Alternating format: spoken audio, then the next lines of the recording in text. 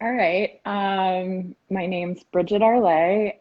My business is rooted Boston. And hello.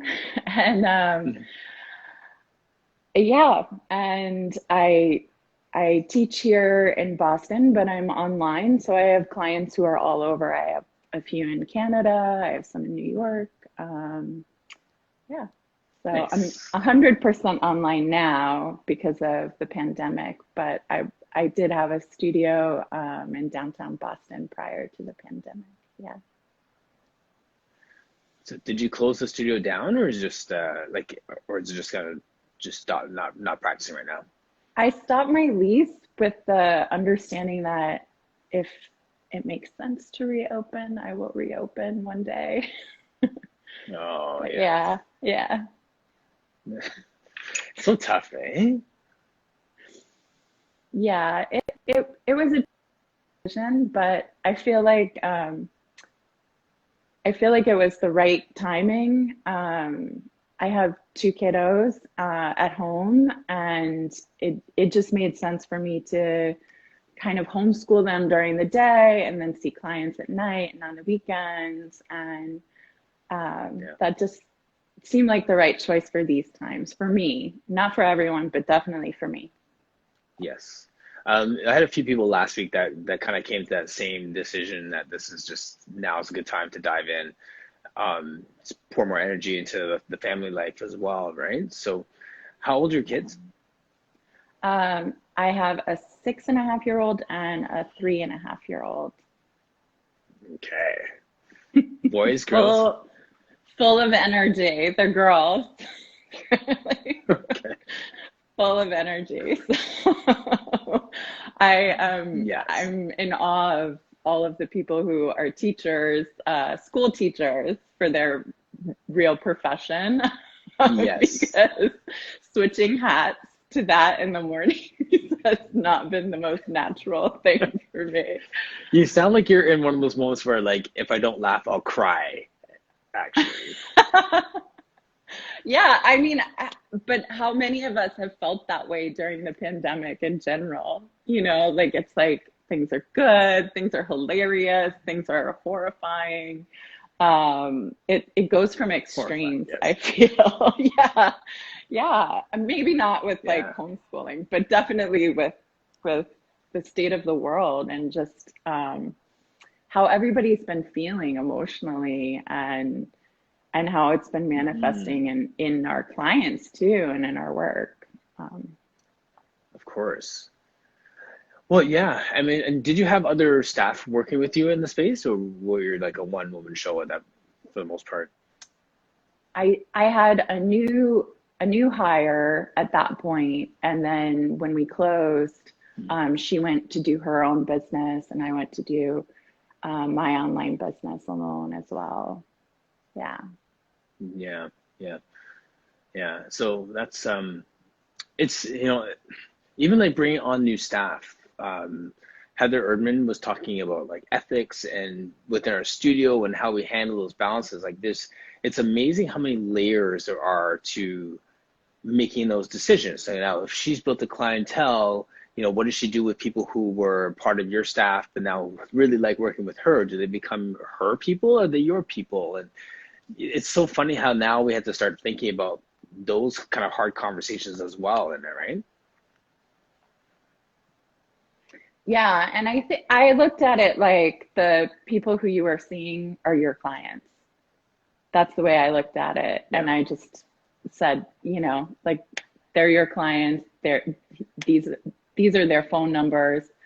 You work with them because I haven't worked with Yes. them. And Right. my clients that I had been working with, I kept working with. So that's kind of the way I look at it. But I understand that folks who have like really big, huge studios or multiple studios and tons of staff, that it's a tricky sort of thing to juggle. And they're juggling a lot of different bills and things that I didn't have Right. to juggle the same way as a larger studio. Yeah. Hmm. Was that your aspiration to get to that big, large studio space, or was it just to like just have my thing, just a place where I can take care of my people? Yeah, I kind of just wanted to do my own thing because I kept working for other folks and I was like, oh, I wish I could do it this way, or I wish I could just Mm, focus on one thing.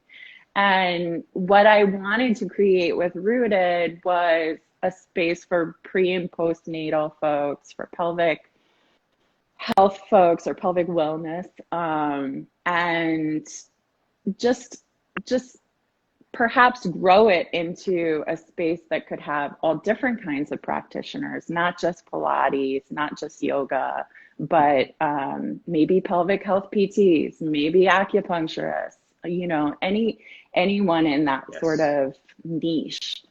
That was my like Right. big picture goal. But Your pre-COVID I plan?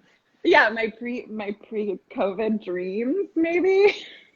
Yes, yes. But Hmm. all things work out the way that they're going to or meant to eventually. And I don't feel like this was a bad thing to happen. Like we expanded about 3 weeks before Boston closed down. So it was like stupid timing. Yes. But then and at first it was like I think a lot of people will relate, whether they have Absolutely. studios or not, right? Because I don't know how you felt when this happened or if you experienced it the same way where you are, but where I am, it was kind of like, okay, well, my kids are out of school, so it's actually okay that I have to close down. It's less stressful for me to have to close the Yes. studio because I don't have childcare. So Mhm. it made sense in a way. And there were definitely tears shed and stressful days, but I tried to just run with it rather than to fight it. You know what I Yes. mean? Fight it. Yeah, yeah, absolutely. Um, yeah, because I mean, there's so many different things, and I lost my train of thought for that. But like, I totally hear you on that. Like, we have to just go with the flow with it, right? Like, what can we do? Yeah. But I was gonna say though, you have so much education. Like when I was reading your bio, like it's just crazy the things that you do. Like so, I mean, the pelvic health, yes, the yoga, the Pilates, the cesarean and postnatal, and all these different things. Um, yeah, it's just fascinating how you just decide to make it a space to be able to address those issues. Yeah, well, where it came from was probably like one of the early, I'm sorry for the delay too. It's probably my internet. Yeah. But one of the first places that I worked at as a Pilates instructor was a physical therapy office. And I was just doing sort of post-rehab Pilates with folks. And a lot of them were Nice. seniors. And these seniors had issues like diastasis recti or pelvic organ prolapse, or a lot of them had TMJ dysfunction and jaw stuff. And I was looking at them and I was like, well, when did these problems start? And so many of them said, well, when I had my baby. And I'm looking at like an 83 Yeah, year you're old. like, And I'm like, right. yeah, exactly. It's like, Yeah. well, what has been done about that? And has anyone shared anything with you that could be done about that? I think heavens they were in the PT office that we were at because they were getting help. But um, Right. so many folks are told that this is par for the course. When you have a Yes. kid or a pregnancy that may or may not result in a kid, um, you just have to deal with what happens with your body. And that's not true. Like there are very proactive things that we can do to help our healing process. And being proactive doesn't mean bouncing back. It means caring for yourself, resting when you Yes. need to rest, and then doing the things that really do help your body to heal movement wise, breath wise, Hmm. massage, touch, and getting to those practitioners that can help you, I think is key. I went to, Right. It sounds like what you're talking about too is normalizing the conversation around pregnancy and the side effects of that, your body being just ravaged by having this child, right? Like there's so much that happens and so much that is said, and so many women who brag about how smooth their pregnancy was and how their body bounced back and then they're back in their pre-baby genes, and all that speak that makes it very difficult for women to talk about what's happening in their own body. Yeah, and I think I'm a little bit in a bubble because I do see tons of folks telling their stories now. But I don't think 10 years Yes. ago, when I started doing this sort of work, I don't think that that I noticed it as much if it was even happening. Um, that said, like around that time, I decided to become a birth doula. So I started attending births, and that really changed how not just how I approached prenatal and postpartum folks, but how I taught in general. I really started to look at my Yes. clients that anybody else ever will, and how can I foster a little bit of self-confidence and self-advocacy skills for them um, Yes. in our sessions. Yep. Can you talk a little bit more about self-advocacy? Like, I love that term and I use it a lot, but just break that down for people just to, like, in this context, what that means. Yeah, I think it's owning your decisions, owning your choices, and owning your body. That's basically how I look at it. And saying to those around you, this is what I need, and this is what I'm okay with, and this is what I'm not okay with. This is the body I'm living in, and like this is my home. So this here is how you can come into my home. Like in my home, we Yes. take our Well shoes said. off, at the door. We take our shoes off. So if somebody's coming into my home, I might say, if you want, you can take your shoes off right here. That's how to care for my home. And just the same, it's like when I'm at the doctor's office, I tell that doctor, this is how you can care for me. Which is a weird concept for us because we want to be good Yes. patients so often. And I feel like that good patient Mm-hmm. mentality to um, being a good student too in the studio. Do you ever feel that Yes, exactly. with your clients? Yeah, a little bit. I mean, I think of that like that good student, good patient mindset. It's almost like respecting, like as a kid, you taught to respect your elders, you respect authority, you respect all these different Mm, things. So, so my upbringing dictates that I respect my elders. I respect people in authority. So if you're a doctor, you're an authority on my body. But then, we start to learn that that's not always the case, and we need to take ownership of our own body and our own health. So it just flies contrary to what we've been raised and how we've been taught. yeah, and I feel like in many ways, if we don't take that step to advocate for ourselves, to say, these are the things that I need. This is how I'd like you to help me. Either in the Yes. Pilates realm, yoga, whatever, Hmm. L&D ward, wherever it is, if we aren't saying to ourselves or to our providers, this is what I'd like from you, then they Yes. won't know how to care for us. Hmm. Right. Exactly. And like you said, in the Pilates studio, that is where that conversation begins with us as fitness professionals saying, well, what do you want to work on today? What's happening in your body? How are you feeling? And giving them that, you know, that voice, giving them that voice with their own body that they could take out into other places as well.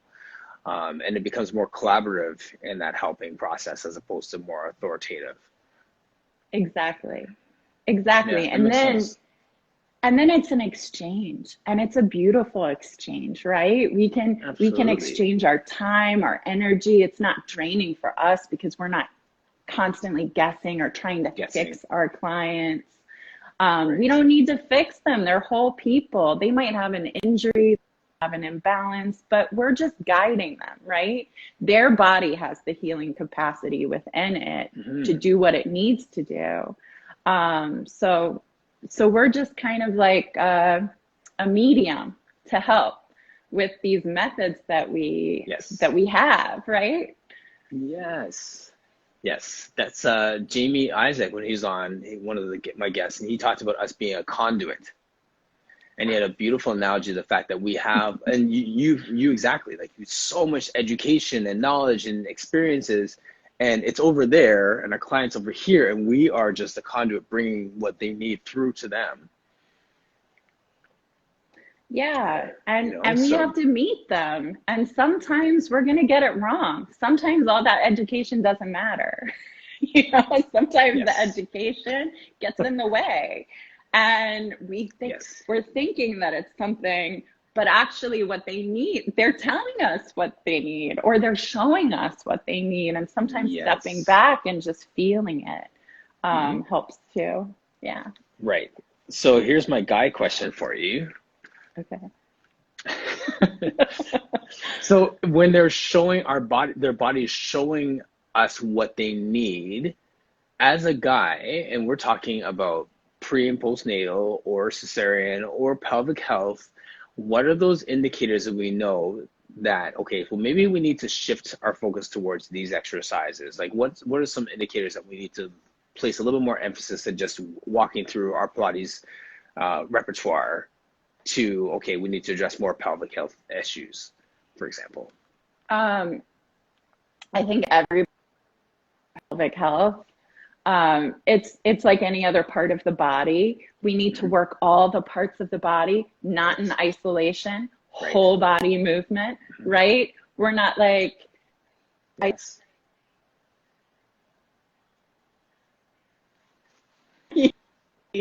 so we don't need to do that necessarily in our sessions with the Yes. pelvic floor. I think whole body movement Hmm. is really nourishing. Breath work is really nourishing.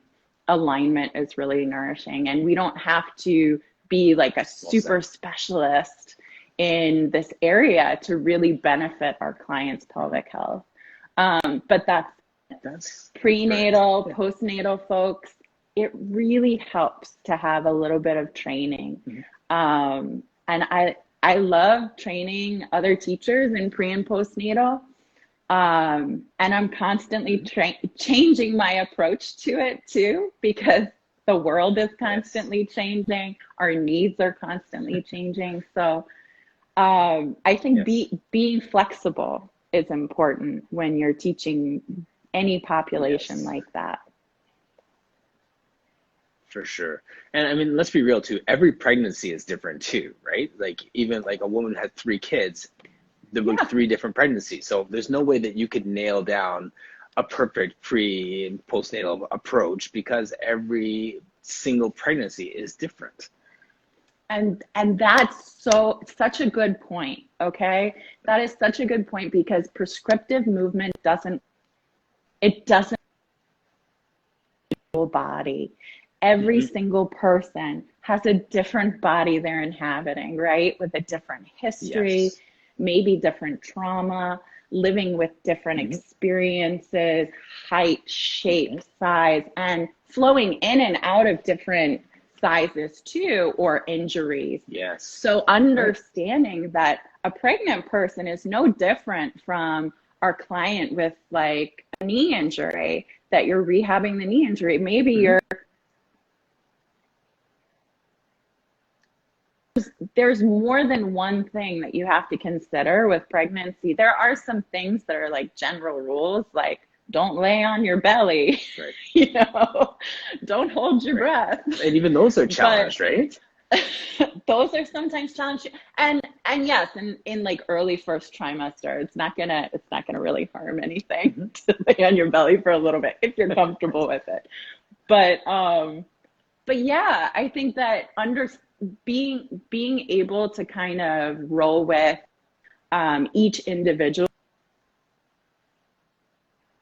not viewing them as, Yes. okay, that's the prenatal client. I'm going to give them XYZ because that's what I give all the prenatal clients. There's no prescription. Yeah. Right.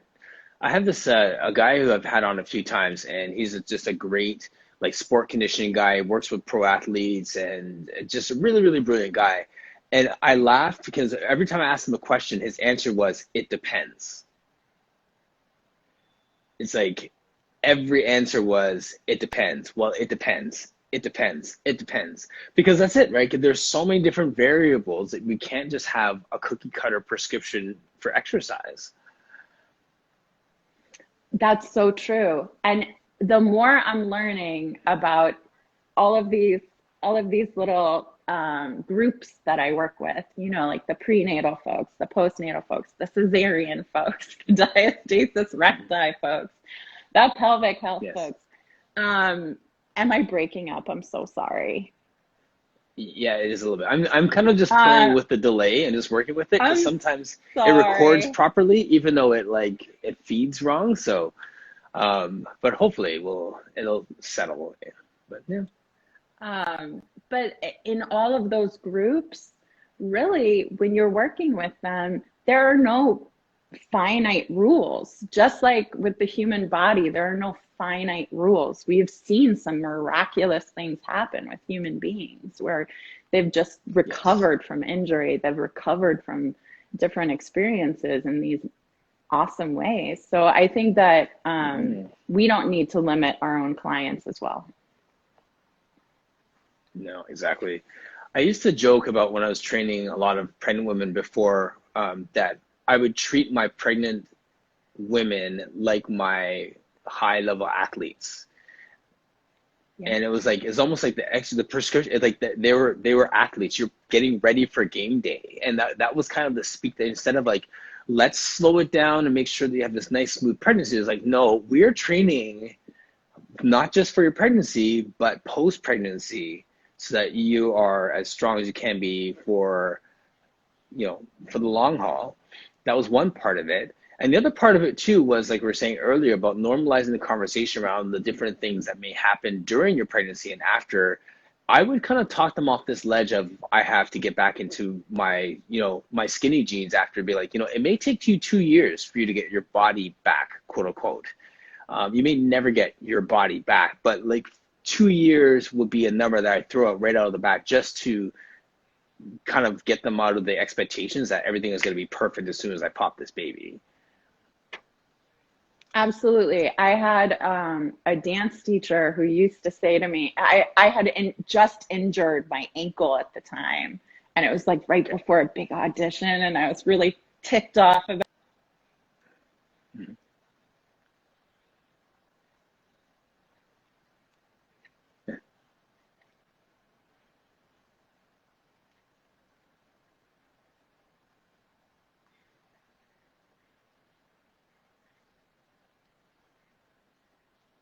Yeah, it's really breaking up said, a lot there. okay, let me see what I can do.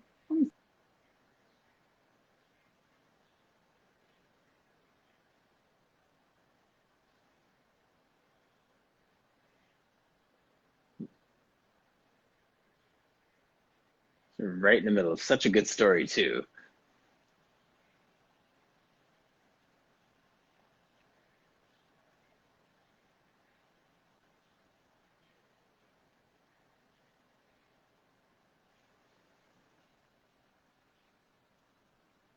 Oh, yeah.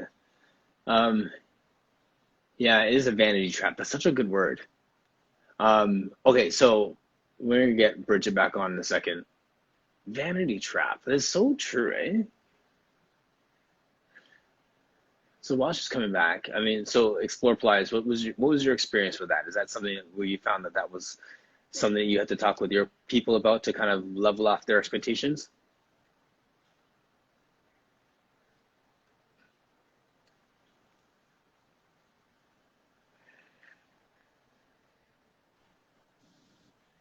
Hey Hi. there.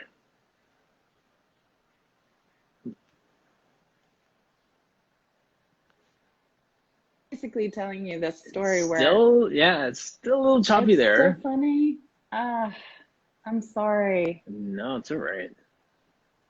Um, Sometimes my phone is not as good as my computer. I'm sorry about that. It's okay. It's all more excuse to do a second conversation sometime. It's all good. I love that. But you know, my dance, what the story I was telling you is this dance teacher, she was saying to me about my injury, you're always going to be in and out of injury, and you're always going to be in and out of shape. So understanding that change is inevitable, aging is inevitable, transformation is inevitable. Yes. And having a baby is an initiation into another stage of life. And it doesn't mean that your body won't be fabulous. It might be fabulous after you have a baby. It might not. And whatever that means to you, right? Whatever that means, you know, like, because we all have personal sort of beliefs around how we should look, you know. But just understanding that change is possible, and it's still possible after you have a kid. How you feel can improve, and feeling good in your body is my number one goal. You know, in pregnancy, birth, postpartum, I don't care where you're at along the spectrum. I want you to feel good in your body. Yes. No, I hear you on that. Another guy question number 2 for you. Okay. Okay. Do you ever talk pelvic health with men? I have. I'm not like, I have to admit, I'm really not as well informed about that. I obviously don't have the same equipment. But the pelvic floor, but the pelvic floor is not as different as we might think from male to female. You know, females have an extra little muscle around the vaginal opening, but other than that, we have pretty much the same muscle groups. So understanding that pelvic health is, it can change how your low back clients feel if you start to focus on pelvic health. It can change how they breathe. It can change how they move. It can change their flexibility. It can change so many things. So I think it's really, I think it's really important for us to be informed about the pelvic floor, whether we're female, male, or non-identifying as either, non-conforming rather. I think no matter what, just having awareness of it is important. So I don't really specialize in that, and so I don't see a lot of folks that call themselves guys or dudes. Yes. Yeah. Well, and the point I was making with that question is, it's much like a conversation around breathing exercises or eye exercises, or the sort of thing, like where once, like you said earlier, if they're just part of what we're doing, it's not like I have to wait for someone with a shoulder injury to come in to do shoulder mobility exercises. It's just good to do, because we're dealing with the whole body and it's this whole ecosystem. So we're not working in isolation with anything. Exactly. But we start to think working in isolation or not working in isolation is like, well, I'm going to do, like I said this morning, a bicep curl. Well, no, it can be pelvic floor muscles. It can be your breathing. It can be, why not layer all those things into our practice when we're working with people? Exactly. And sneaking in pelvic floor exercises in a shoulder bridge or something, right? Absolutely. Shoulder bridge is a wonderful exercise for the pelvic floor. So shoulder bridge, if you stick like a block or a ball between the knees, a magic circle, whatever, you're working both the anterior and posterior pelvic floor on that exercise, whether you're Kegling or not. It's overflow technique. The muscles around the pelvis are going to feed into the muscles of the pelvis. So it's an excellent example. I love that one. And then in the exercise, if you want to like amp it up to like advanced level pelvic floor, You can do Yes. those pelvic floor exercises. You could do slow, long, sustained pelvic floor exercise for those slow muscle fibers. And then for the Mhm. fast muscle fibers, you could do fast movements or fast engagement, quick flick. Yes. Yeah. There you go. There you go. We're solving the world's pelvic floor muscle problems one person at a time. Can we talk about your yoga? Like, how did you Sure. find yoga? Well, yoga was there before me, so I didn't find yoga. Yeah, Yes. I know. That's like the age-old thing. Everybody finds So true. yoga. um, yeah, Yes. so one of my aunts teaches yoga. Her daughter, actually, two of my aunts teach yoga. Her daughter is a yoga teacher, my cousin, and um, in school when I was growing up in grade school and like maybe third grade, I'm not remembering, but probably around second or third grade, we had sun salutations in class. And I remember like thinking, what is this? Mm. This is so cool. I want to do this.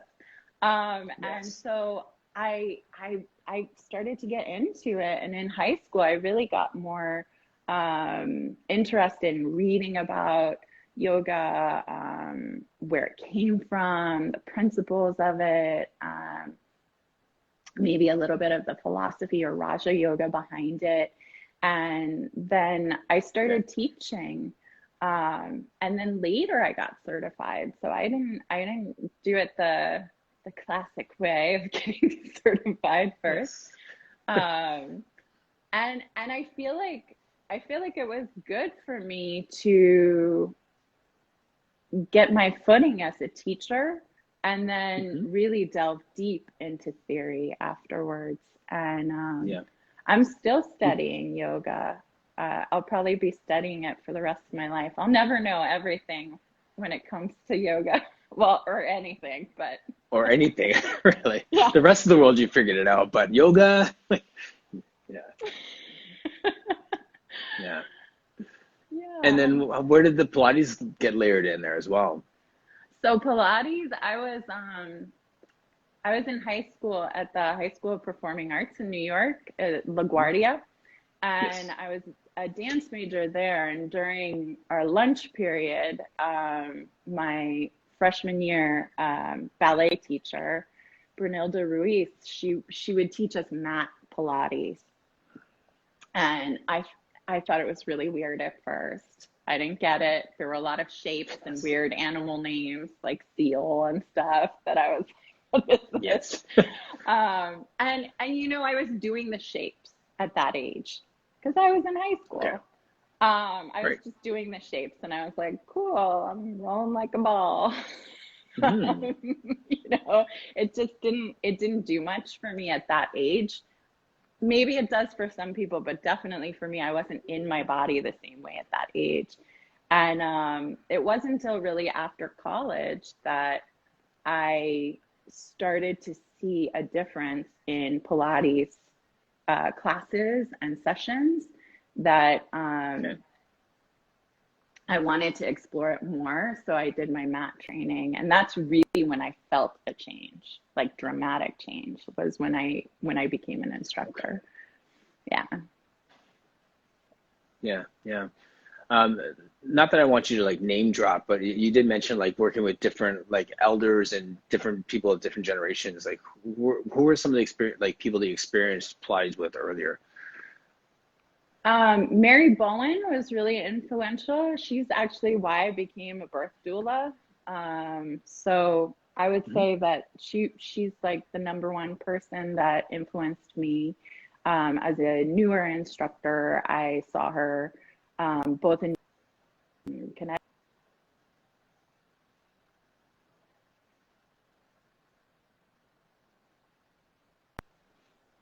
Oops, You're cutting out a little bit there.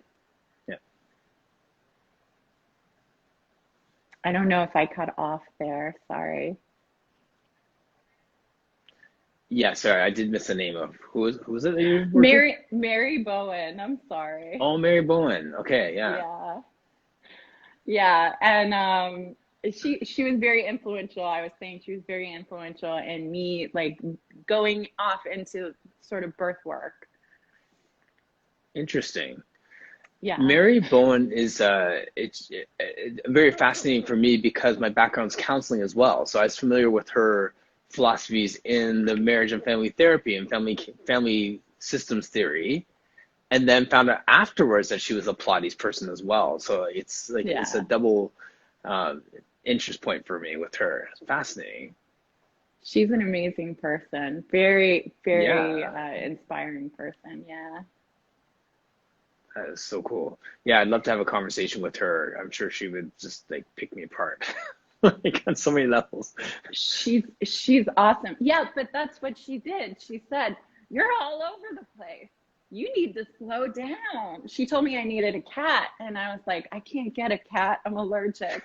And then she said, and then she said, "Well, you need to slow down." And I said, "Well, I'm really into like this doulaing and attending births and things like that." And she's like, "Well, you have to sit there for hours and like wait for the baby to come out." She's like, "That's good for you. That'll Yes, ground you. That'll slow you down."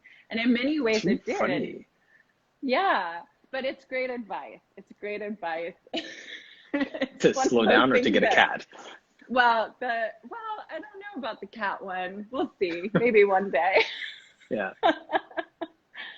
um, but definitely the advice to start to go into birth work was wonderful, and I'm grateful for that. Um, yeah, that was really helpful advice for me because I was kind of on the fence. Should I do this? Should I not do this? It's very hard to balance attending births and teaching yoga and Pilates or anything for Of that matter course, yeah. because birth is unscheduled most of the time. Some of the time it is, but most of the time. Mhm. Yes.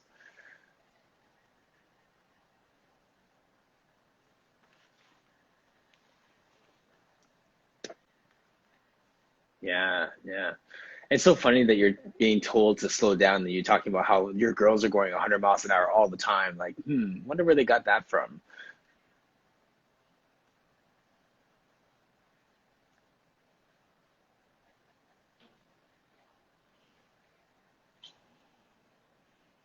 Yes. I always ask people who their ideal client is, and you've kind of touched on a lot of the like women's health in general, pelvic health, that sort of thing. But like, who would be your like dream person to walk in your door when you had your studio open that you'd love to work with?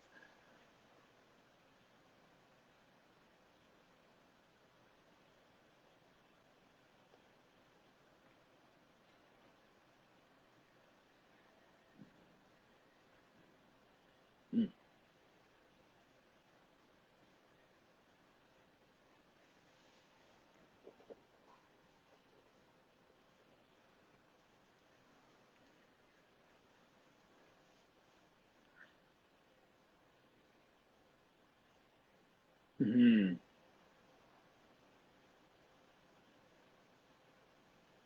Yes.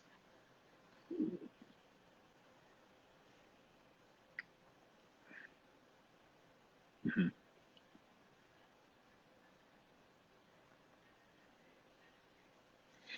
I love the word capacity. And I think a lot of times with my clients too, that trust,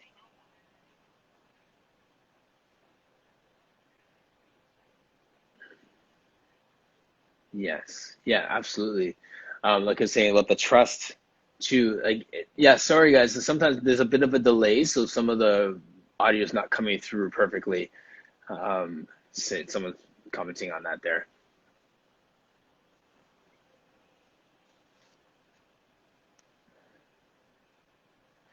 The can you hear me okay now?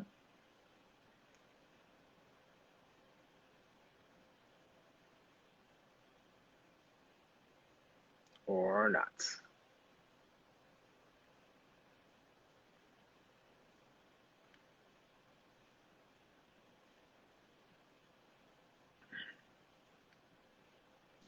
We're back? I'm back. I'm doing deep breathing. Okay.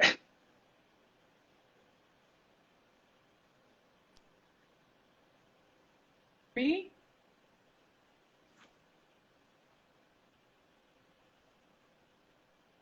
Okay.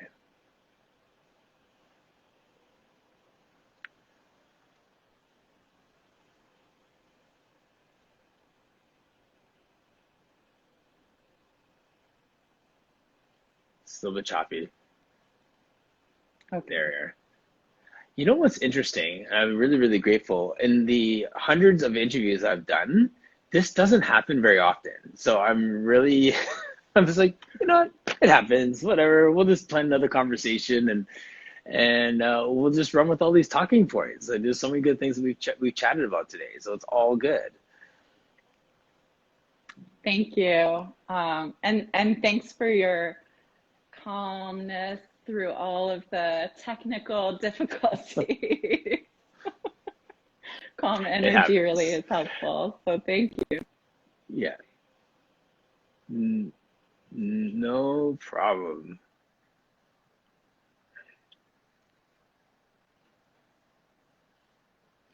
So what I'm gonna do is I'm gonna sign you off, but I'm gonna stay on for a few more minutes here and just keep a bit of this conversation going because I love what you were just saying a minute ago about trusting Yeah, and capacity and stuff like that. So I want to open it up to everyone who's in the thread right now to just beautiful. share a little bit about that. And yeah, Bridget, let's plan another time to keep this conversation going. Thank you, Martin. Thank you, Martin. Thanks so much for having me. My pleasure.